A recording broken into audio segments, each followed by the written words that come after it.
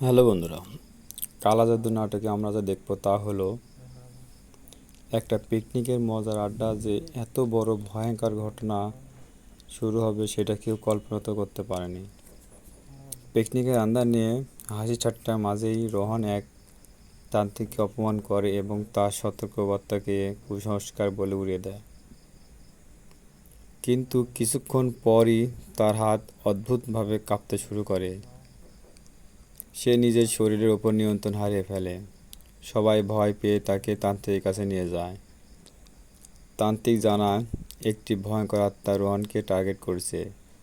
প্রথমে কেউ বিশ্বাস না করলেও কলেজে রোহনের আচরণ আরও ভয়ঙ্কর হয়ে ওঠে।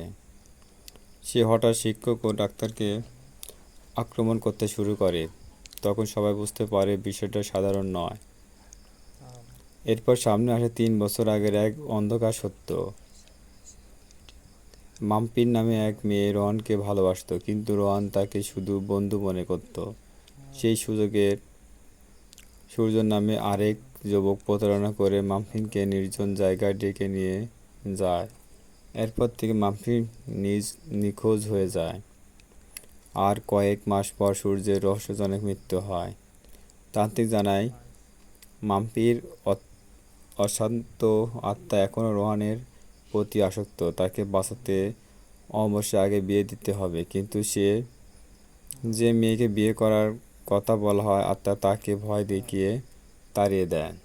শেষ পর্যন্ত সাহসী এক মেয়ে নিজের জীবনের ঝুঁকি নিয়েই রোহনকে বিয়ে করতে রাজি হয়।